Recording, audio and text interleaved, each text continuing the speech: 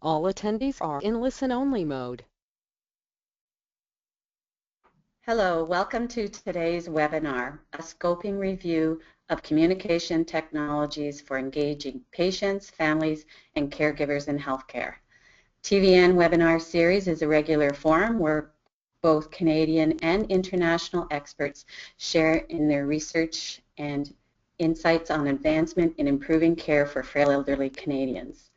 I want to let everybody know that TVN is transitioning to a new name, Canadian Frailty Network, to better align to our mission and goals. This will probably take place in the next 2 weeks.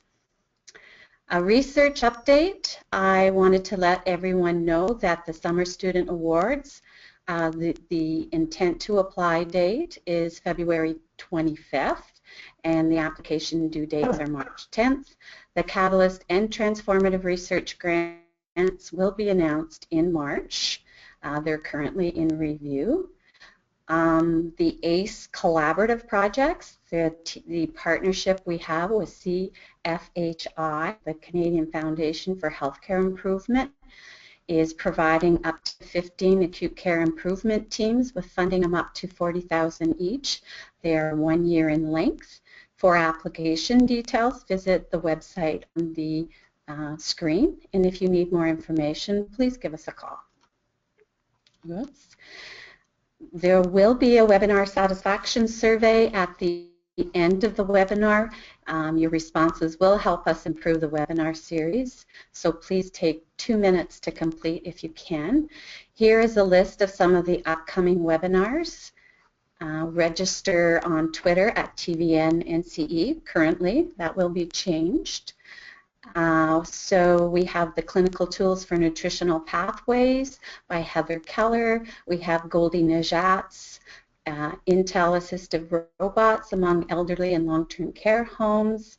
And we have the Case Assimilation Prototype on Cognitive Physical Outcomes of Frail Seniors in Nursing Homes from Veronique Bosgart.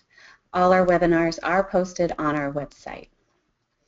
So during this webinar, could you please submit your questions online during the session?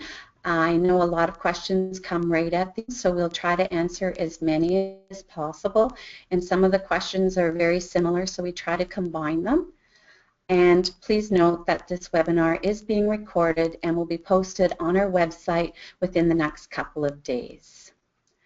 I'm proud to present Anthony Lombardo, who has his PhD in Social and Behavioral Sciences at Dalla Lana School of Public Health at the University of Toronto. He is a former network manager with the National Initiative for the Care of the Elderly, and he has been a project manager on the National Prevalence Study on the treatment of older adults in Canada.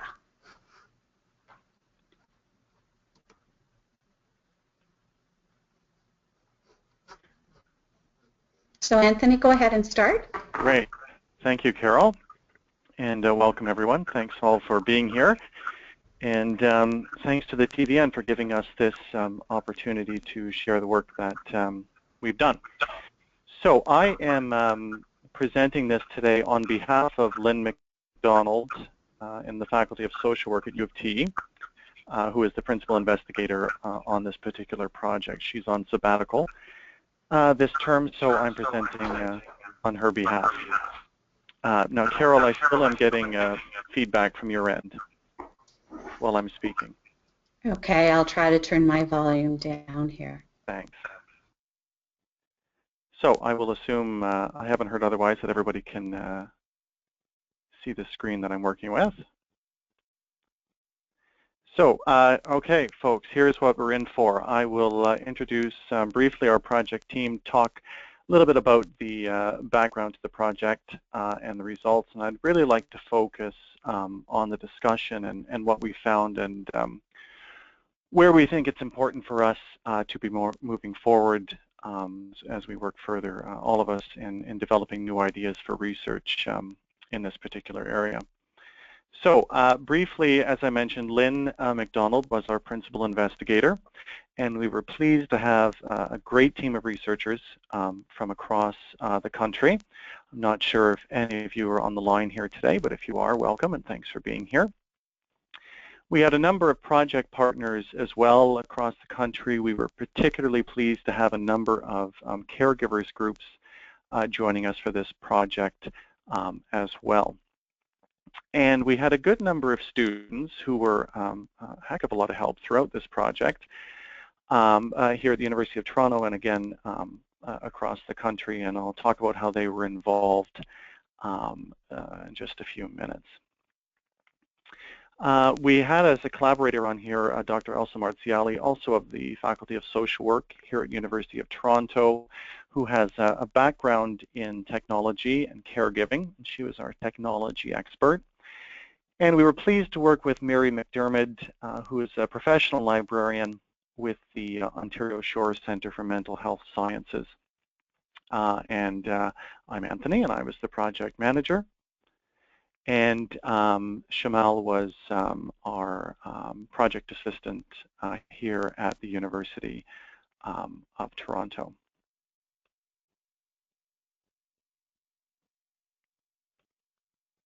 So let's talk a bit about the project introduction. And I've just hopefully maximized my screen, so you should be seeing the correct version now. So these are the research questions that drove the project. I'll talk about how these came to be, but we'll start here. Our question right off the bat was, how are new communication technologies used to engage seriously ill and frail older patients, families, and caregivers in the healthcare system? By new communication technologies, I'll define that in greater detail shortly, but we were looking at the internet, like things like the internet, like smartphones and mobile phones and apps on your phones and tablets, these sorts of new technologies and how we might be able to use those to better connect people with the healthcare system. So we wanted to ask, first of all, how are these technologies being used in this capacity? And then once we'd considered that, we wanted to think about what sort of outcomes have been considered in assessing the effectiveness of using such technologies for these purposes. And again, drawing from that, thinking about what are the strengths, the weaknesses, and the challenges in using these technologies. And with an eye to moving forward, thinking about what don't we know yet, what are the research gaps, where can we be moving next in this. And that's something I hope to generate discussion about at the end of today's webinar. So we followed the typical methodological steps for conducting a scoping review. We identified our research questions. So we had come up with some initial questions that we developed for the grant proposal after it was funded, with thanks to TVN. We convened a meeting of our research and partner team in October of 2014 here in Toronto. We refined those research questions to what you see, or what we just talked about here, and had our discussions about the sorts of studies we would include and exclude from this particular scoping review. Next, we turned our eye to identifying relevant studies, and our professional librarian played a chief role here in searching the major academic data and using a PICO approach for developing the search terms. So looking at our populations of interest, interventions, controls, and outcomes of interest as we went through that, and I'll get back to that as we go through this afternoon. We then looked at our study selection. We had the abstracts reviewed per the inclusion and exclusion criteria. This was done by our PI, by our highly qualified personnel in the project, and I played a role in that as well. So for this stage, throughout the methods here, we had 2 postdoctoral fellows working with us, 1 doctoral student and 1 master's student. At this stage, we engaged in our first of 2 calibration exercises to make sure we were all on the same page. We took a random sample of 5% of the abstracts that were reviewed and checked that we were reviewing them consistently according to the inclusion and the exclusion criteria. Once we had chosen our abstracts, we of course moved to retrieving the full text articles and reviewing those, same human resources involved in that. We then moved to charting the data. As part of our original research team meeting, we asked our researchers, and in particular our community partners, what sort of things do you need to know? What will be helpful for you to know as we're doing this? And we developed our data extraction chart using that input. And here again, when we started charting the data, we did our 2 of 2 calibration exercises, which was again to take a random sample of 5% of the full text articles that we had retrieved, coding those, extracting the data, and then making sure we were being consistent on that front as well. And after so doing, we turned our eyes to reporting the results. The results were first presented at the annual Knowledge Exchange of the National Initiative for the Care of the Elderly in May of 2015. We've submitted our final report to TVN, and that brings us to now into the present webinar. So our inclusion-exclusion criteria, we were looking at studies that were published between 2000 and 2014. We chose 2000 because many of these, what we're calling new communication technologies, are just that. So we didn't see things about social media and Facebook and Twitter and things like this before the year 2000. We did up to December 2014. Due to budget and time considerations, we could only look at articles that were published in English. In scoping review form, we didn't discriminate based on research design, so we included both quantitative and qualitative research designs. We looked at an older adult population defined as 55 plus. We weren't looking only at frail elderly or seriously ill because we thought doing so might exclude articles that we might be able to learn from, even if they weren't about a particular frail or seriously ill population. So we wanted to broaden that a bit given the nature of the review. The 2 most important criteria here, I think, are the studies had to have some form of engagement with the healthcare system or the provider. So the technologies had to be used in such a way that they allowed people to connect with the healthcare system or to connect with a healthcare practitioner. And I'll get back to that with the exclusion idea there. And it had to be some form of a new communication technology, like those ones that I named earlier. That gets us into the exclusion criteria. We excluded from this review any technologies that were more or less already entrenched in usage or ones that had been systematically reviewed elsewhere. So these are things like this term I enjoy, POTS, which is plain old telephone systems. So, you know, calling up your doctor wouldn't qualify in this particular review. And even things like video conferencing, because this is a relatively common technology now and has been systematically reviewed elsewhere. The other key exclusion criteria were any studies that didn't use the technology for active engagement. So unless, as I said before, allowed you to connect directly with a healthcare practitioner or with the healthcare system in some bidirectional way, we didn't include it. So we wouldn't have included here things like websites with no interaction abilities. So you wouldn't just go to WebMD and read something because you're not getting any interaction with the practitioner. So those would have been excluded. And we also excluded here review articles of these technologies.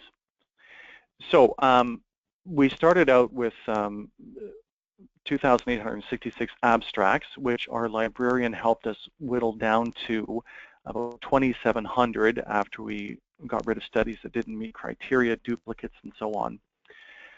From that, we ended up, as we went through, retrieving 148 full-text articles. 106 of those came from our initial abstract searches, 42 from manual searches and going through article bibliographies. Of those 148, 70 did not meet our inclusion-exclusion criteria, and that left us with 78 studies that were reviewed for data extraction. So that's what I'm speaking about here today. So first of all, we looked at what sort of technologies are being used. And you'll see here we looked at studies about electronic health records, about social media. HIT refers to health information technology in general. I'll return to that in a moment. Email, Skype, where we had very few articles. Most of the articles focused on things like mobile phones, on web-based platforms, and this idea of specialized technology, which again I'll define in a moment. And the types of inquiries, we ended up breaking them down into 3 different categories. Articles about attitudes and perspectives, articles about experiential outcomes, and then articles or studies that focused on probably the most interesting being the clinical outcomes of using this technology, and I'll return to that again in one moment. Most of the studies we looked at came from the United States, with representation as well as you see here from the UK, Netherlands, Australia, and a number of other countries. So our first question was, how are these new communication technologies being used? And these are the technologies I talked about previously. When we're talking about specialized technologies, we're looking at the rest of these are technologies that you likely have access to or have in your home anyway. Internet, web-based browsers, mobile phones, and so on. The specialized technologies are looking at things that you might not already have in your home. And we'll define that a bit further, but it's things that you really needed to be connected with the healthcare system first in order to have gotten these particular technologies. So the question is, how are these new technologies used? Well, electronic health records, that was pretty straightforward. People accessing their medical records over the internet, for example.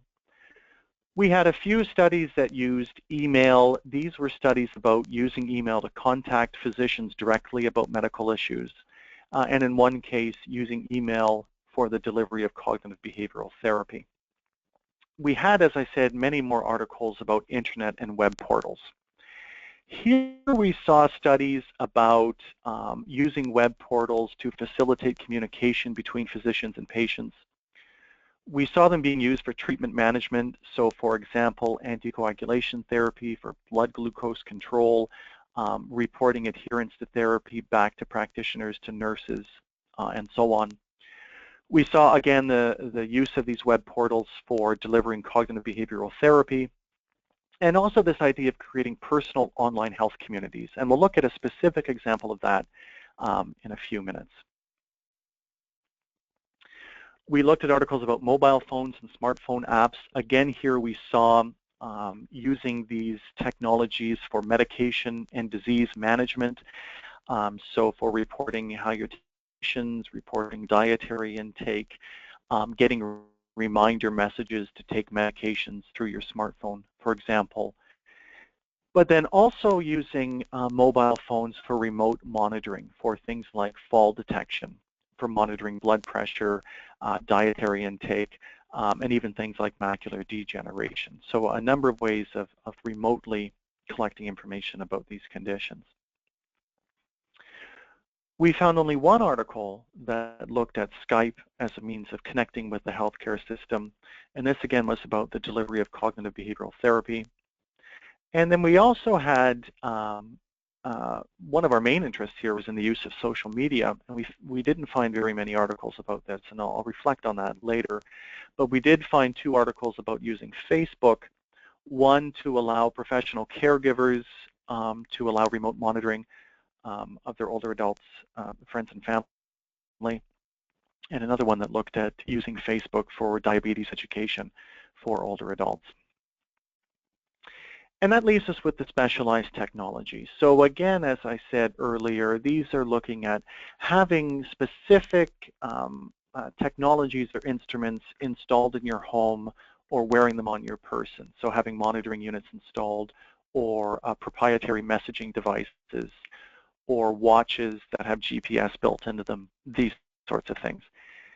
And the purposes here were remote detection, remote monitoring, again disease management, and a couple of studies that looked at the healthcare utilization impacts of these technologies. So what sort of impact do these technologies have on resource utilization? So then we said to ourselves, well, what outcomes have been considered? So as I said, we broke this down into 3 different categories based on the studies that we had been looking at. Number 1 was attitudes and perspectives. So these were articles that considered what do people think about using these technologies? In most of these cases, they were hypothetical. They weren't actually using the technologies. It was, if this technology was available, would you use it? What would you think about it? These sorts of things. That contrasts with experiential studies, which look specifically at, for people who are using these technologies, what have your experiences been in doing so? And the third category we looked at was clinical outcomes. So using these technologies, are we seeing any clinical impacts? Do they have any difference on how care is delivered and on health outcomes from delivering care? So I will take us through now. We struggled a bit with the best way to present, and we decided that we would go through each of the different technologies and talk about what we learned in these three cross-cutting sorts of themes. So for electronic health records, we saw things like, in attitudes and perspectives, a lot of positive things, people being excited about using them, people saying that it gives a sense of empowerment. But at the same time, we heard people having concerns about privacy of their medical records, and that's something we see throughout many of these discussions. People feeling like they didn't have the confidence to use them, and people being discomforted with technology in general. I should say the numbers you see in parentheses after all of these are the number of articles that talked about these particular issues. From an experiential perspective, we saw things like performance and uptake of the electronic health records varying by age. As people, or as people who were using the technology, as their ages increased, they were less likely to use them. There was a lot of discussion about difficulties with the technologies themselves encountered in using them. And also things like computer literacy, numeracy skills having an impact on whether they were used or not. But at the other end, there were articles, or at least one article, that said users had a lot of interest in using these for healthcare. Email, very few articles here, one saying people were enthusiastic about the use of it, but this was a hypothetical sort of thing, and one showing improved mental health outcomes. This was the delivery of cognitive behavioral therapy using email. Looking at health information technology in general, so this wasn't about any particular technology, but about using maybe a number of things, hypothetically.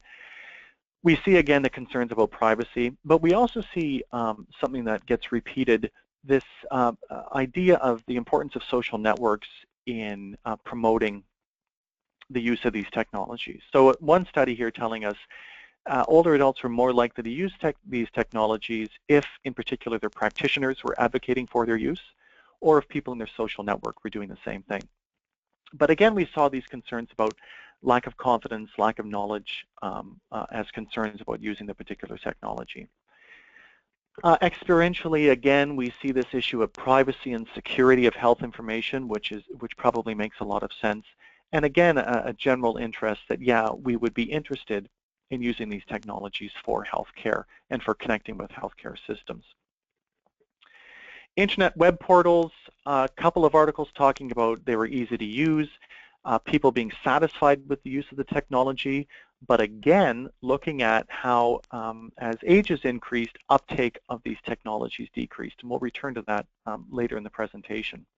Again, we saw that engagement of, in particular here, the healthcare provider was important for improving uptake, and also one study talking about using these and having improved social support. Here we saw much more emphasis on clinical improvements, so seeing positive improvements on things like anticoagulation control, on glucose control, mental health outcomes, and quality of life outcomes. And one particular study that didn't show clinical outcomes, and the reason for this, no, not this one. This one we'll return to in a moment. We'll talk more specifically about that one with no clinical improvements in a moment. Mobile phones, again, we saw, sure, if these were available, we'd like to use them to connect with our healthcare practitioners. Experientially, a lot of studies saying, yeah, there's ease of use, but there's also some difficulties with the technology, and I'll reflect on those shortly. So a lot of the literature here is suggesting people had general satisfaction with using the phones, perhaps because they are slightly a more entrenched technology.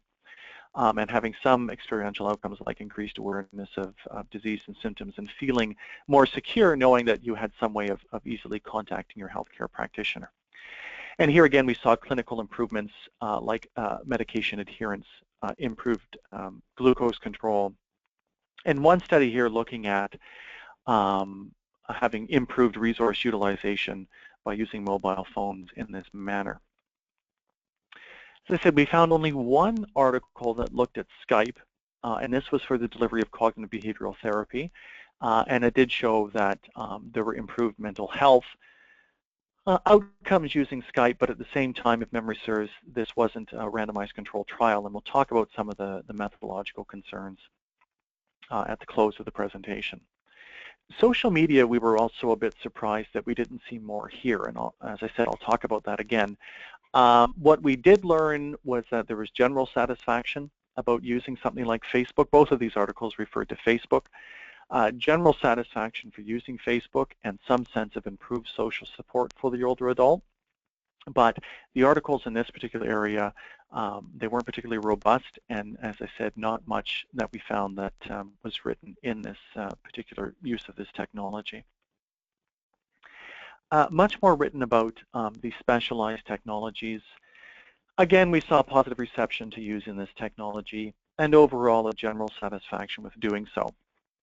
Here, clinically, a number of studies showing positive clinical outcomes, lowering blood pressure, improving physical function. Here again, improved resource utilization and improved quality of life outcomes.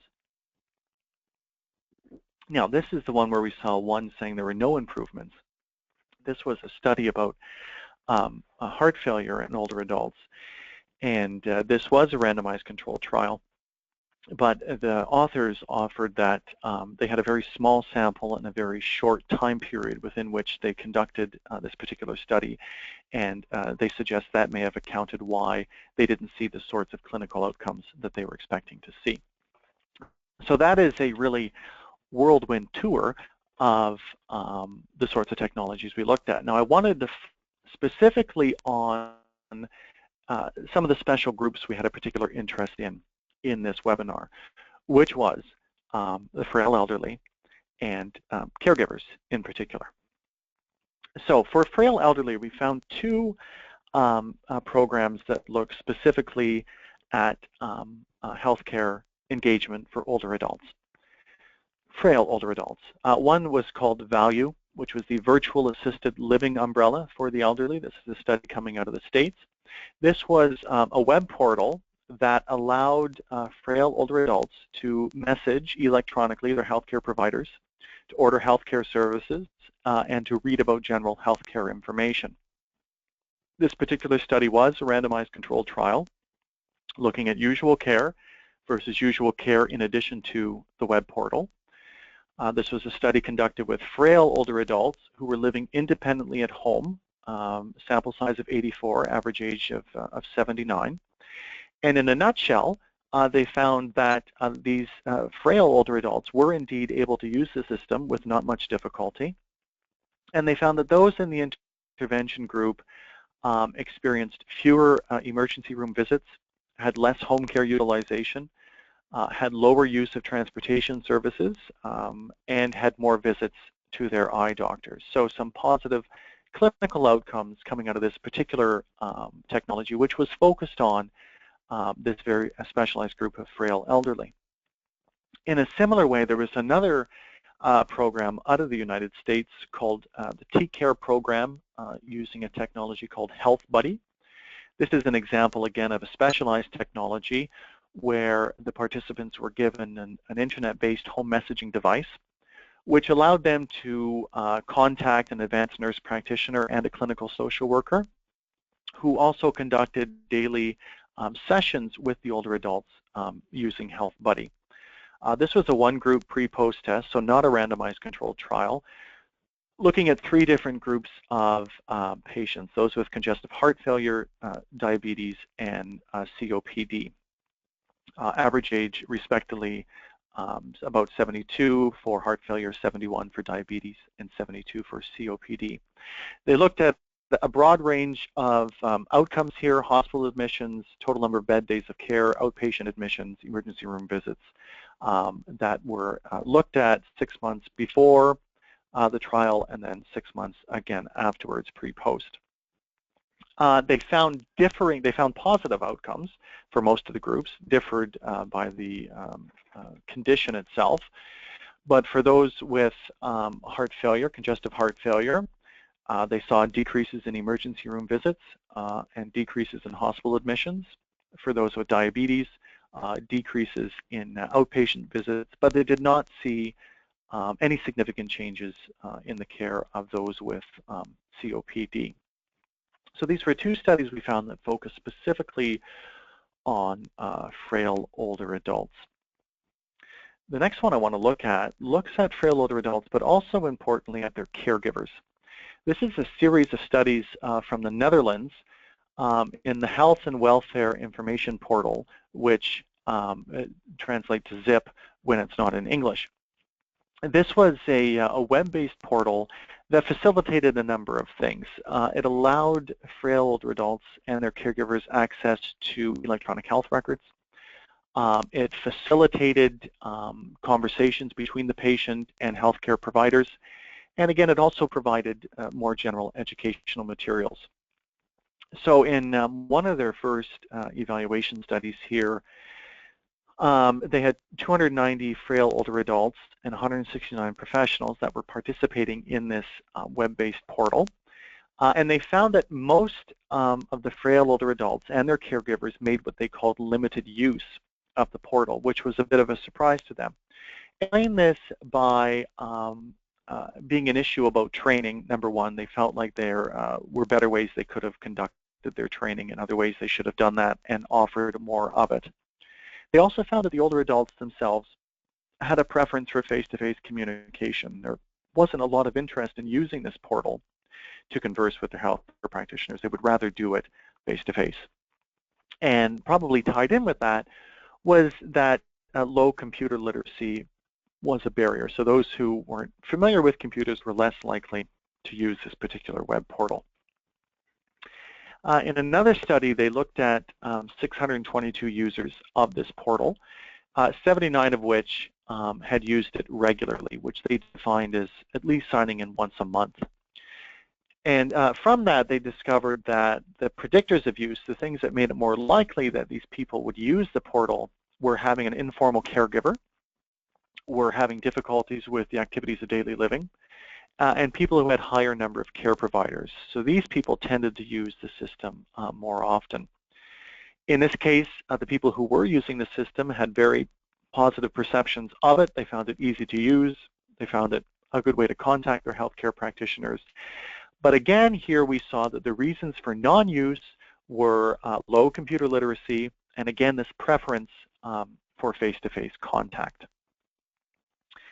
And in the final study that's been published on this particular technology was a pre-post study looking specifically at patient outcomes, so looking at those particular clinical outcomes. An intervention group and a control group here, and again looking at these numbers who had actively used this WIP within the intervention group. And at the 12-month follow-up, they didn't find any significant clinical improvements across various patient outcomes, across improvements in activities of daily living and instrumental activities of daily living, and mental health outcomes, the things that they were tracking here. And they argued that this was the result of likely 2 things. Number one, again, low usage of the particular technology. Again, in that intervention group, only 76 using it regularly or actively. And they thought there might have been some potential confounding between the intervention and the control groups because of the nature of the technology and the sample group itself. So these were the studies we found that looked particularly at frail elderly.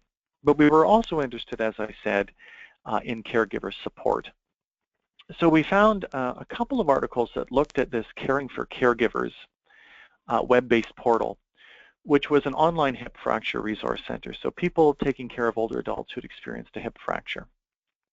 Most of this was based on self-learning, which I know we said really didn't qualify for what we were looking for in the scoping review, but this web-based portal did have an Ask the Experts forum. And this is where they could liaise via a project manager with healthcare experts and get their questions answered. In a pre-post study on this, looking at 36 caregiver and care receiver dyads from 2012, they found that exposure to this web-based portal was positively associated with caregiving knowledge, so it was having some impact on increasing caregiver knowledge. And they found positive, however not statistically significant, findings on improving social support for the caregiver and improving the older adult self-efficacy for things like taking part in exercise and better adherence to medication. Later, in a separate study, they did a qualitative analysis of the postings to these boards, the discussion boards, the Ask the Experts boards, and so on. And they found, generally speaking, that these discussion boards were a good place for obtaining support for the caregivers. And on the other hand, where the healthcare practitioners themselves were able to access these boards and read these boards, it gave the healthcare practitioners some sense of what the caregivers were struggling with and provided them with a way to identify additional areas for support and how they could better support the caregivers. So those were a few studies we wanted to particularly highlight because they dealt with these special groups that we had an interest in for this project. So all that being said, we wanted to look at all of that and say, okay, so what are our strengths, our weaknesses, and our challenges in moving forward here? So strengths, kind of obvious as I went through this. Generally speaking, there was an interest in using these technologies. It didn't seem like something that people were generally against. We saw a number of success stories and how these technologies have been implemented and how they've been used. We saw support experientially. We also saw across a good number of the studies positive clinical outcomes from using these technologies.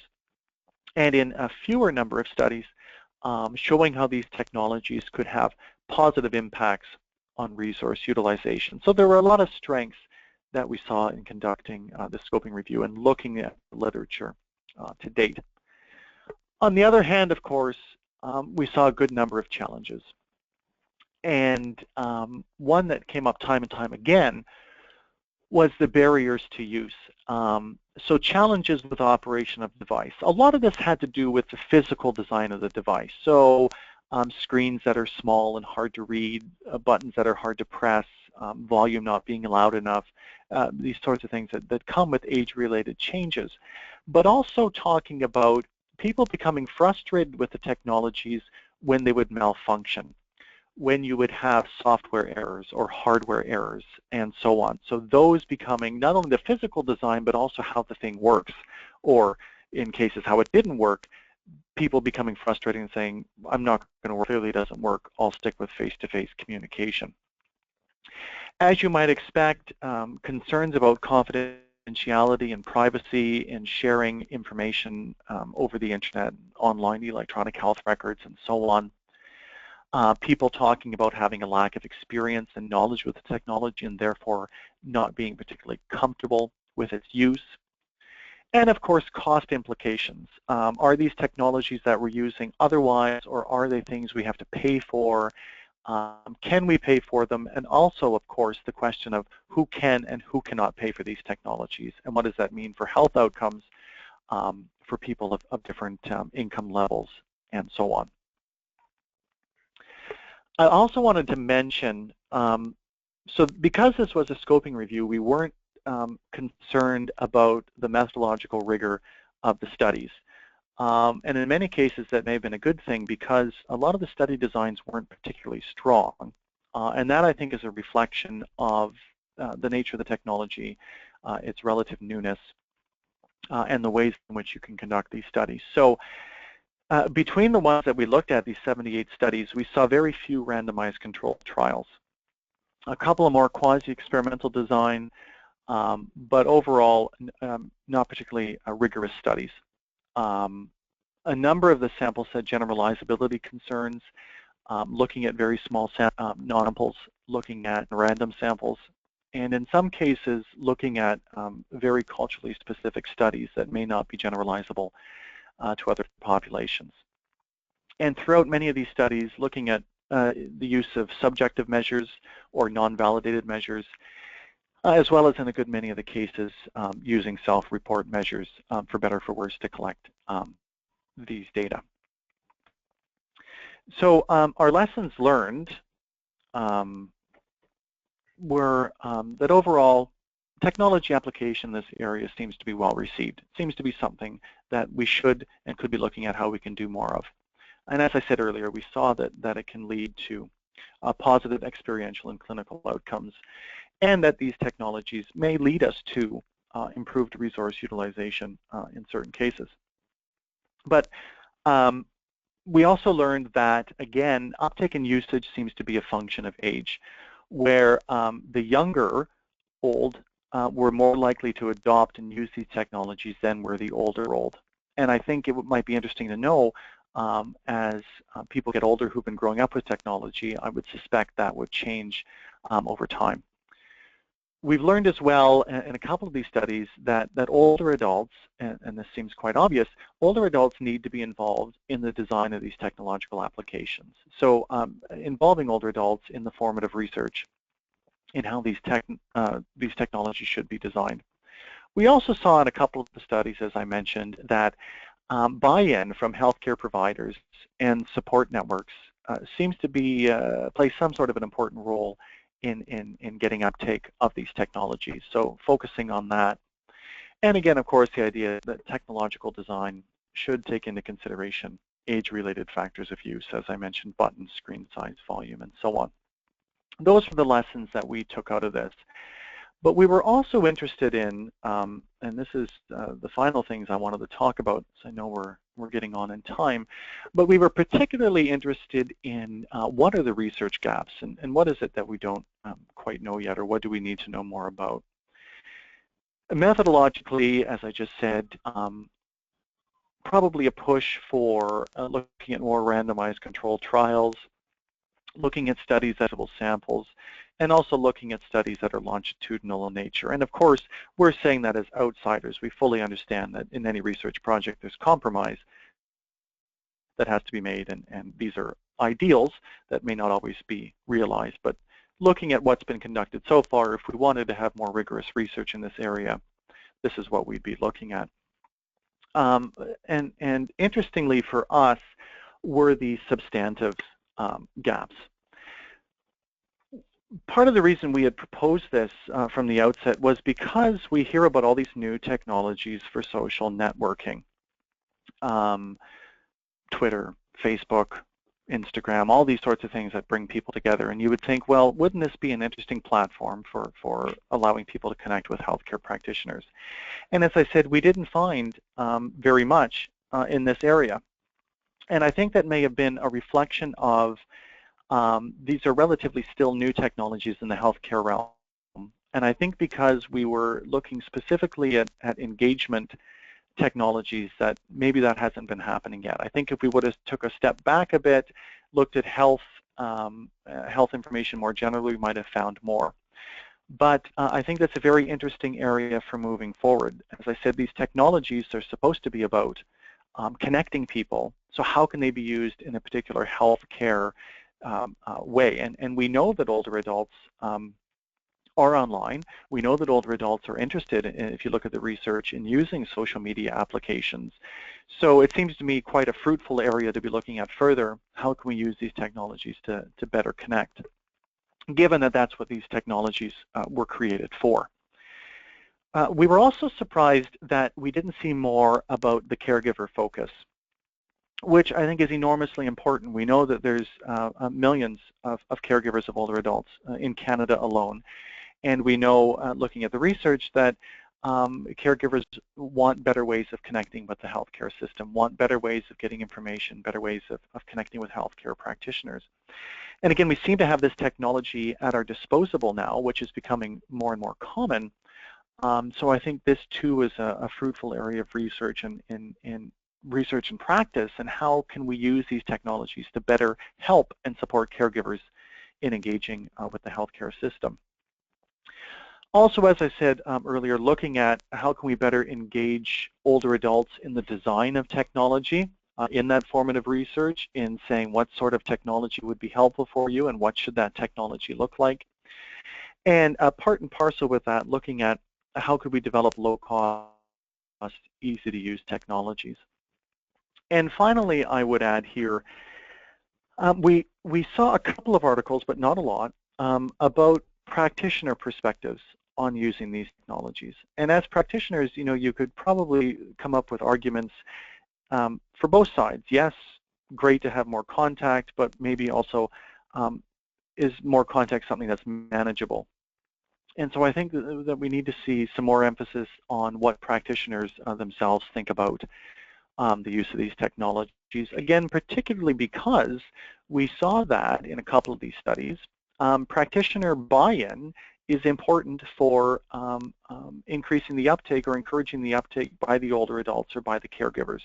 So it seems to me that, and to us, the research team, that we probably need to know more about those practitioner perspectives and how do practitioners feel about using these technologies, and how to get their buy-in such that they can encourage the buy-in of their older adult patients or clients, as well as the caregivers themselves. So that is the close of my presentation. I did want to thank TVN again for the funding for this particular project, and also for supporting our special session on technology and healthcare at the annual NICE Knowledge Exchange this past May 2015. So I know we have some time for questions right now, but if you don't get your question asked, or you want to talk with me further about this, please feel free to email me at my email address that you see there. Thank you, everyone. Thank you, Anthony, for your great presentation today. We only have about 5 minutes, maybe 10 at the most, for a few questions from our webinar audience. So I'll start with was there any literature in the post-ICU populations? In the post-ICU populations, you know, I can't recall that off the top of my head, I'm sorry. If you want to shoot me an email, I could take a closer look at that and let you know for sure. I don't remember off the top of my head. Okay. How about, are there any guidelines on how to evaluate the usability of technology for older adults? This was part of the methodological issue when I was talking about the non-validated measures, the subjective measures, and so on. We didn't find anything on point. I mean, there were a couple of studies that looked at how can we evaluate just that. I don't think there's anything standardized. And that's actually a really interesting point, and probably something that I should have talked about in the research gaps, that we don't have things like that. How can we standardize, if we're going to be doing more work in this area, how do we standardize those sorts of evaluations? So we didn't see anything particularly standardized in the articles that we reviewed, but I think, as I said, it's an important point for looking forward. How could we develop such a tool? Okay. One question, it said, did any of the studies look at SMS text messaging, or did you notice any differences or any difference between SMS versus apps under the mobile phone section? There's one study I recall specifically, which was about just text-based messaging, and again, the idea that it was helpful and so on. The apps ones I can't recall off the top of my head. I don't think the ones that focused on the apps were specifically about using it for text messaging. It was more about getting reminders, those sorts of things. There wasn't actually a lot said in the literature we looked at about text messages, except for maybe 1 or 2 articles in particular. Okay. What are your next steps planned for this program of research? We haven't specifically with the research team yet, but a number of those research gaps I think are particularly important. In particular, as I said, those social media applications and the caregivers. We had a lot of great caregivers on this project, and we were all surprised that we weren't seeing more about the caregiver perspective. And again, because these technologies are designed to connect people, and it seemed to us to make intuitive sense that we could use these in a healthcare context. So we would be looking at how can we think further about that, and what do we need to know more about before we can move forward in that area. Because our research team, we had researchers, but also a good number of practitioners. So getting their perspectives on that. As I said in my final point, knowing more about why practitioners are going to buy into this will be important to encourage older adult and caregiver buy-in down the road. Definitely. Here's a good question. Did you consult with the stakeholders during the scoping review process?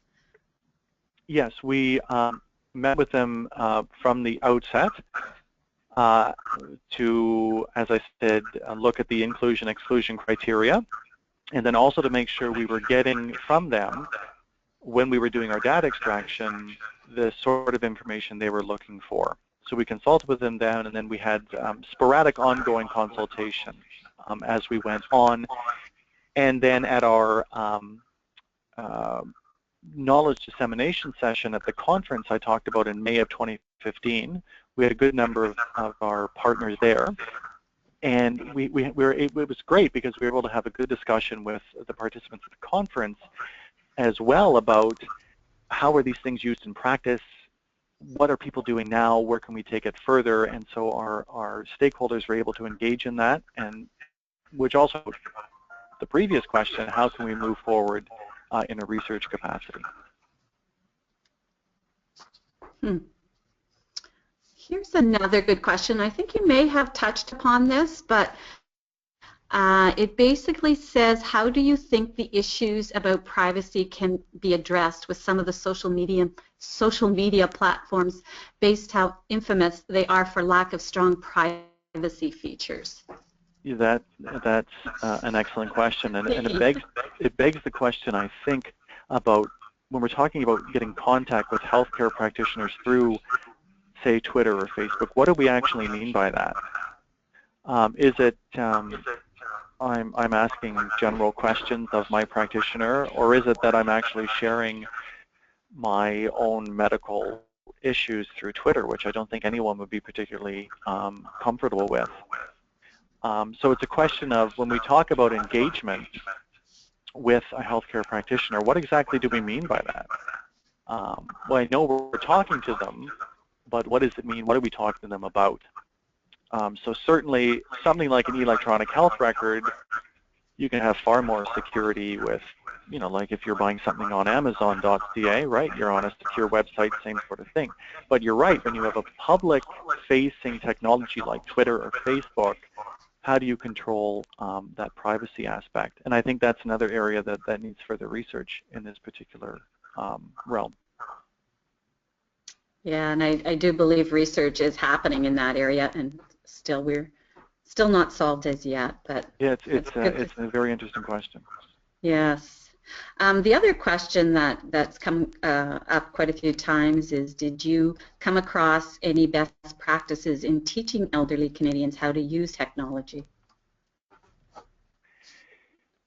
There wasn't much of that in the scoping review. There wasn't a lot said about, so many of these very small-scale studies where people were given the technology, and there wasn't much said about how they were trained on it. And we saw in that one study about ZWIP that the reason that they thought there was low uptake was because they didn't do their training particularly well.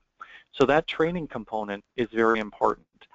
And perhaps this is because this is a relatively new-ish area, that sort of training hasn't been developed. So we didn't see anything about best practices. Most of these articles were about, this was our intervention, these were the outcomes. but there wasn't much said about that middle part, about how do we train older adults, how do we train caregivers on using these particular technologies. Okay, I think this will be the last question, and it's come up a few times as well.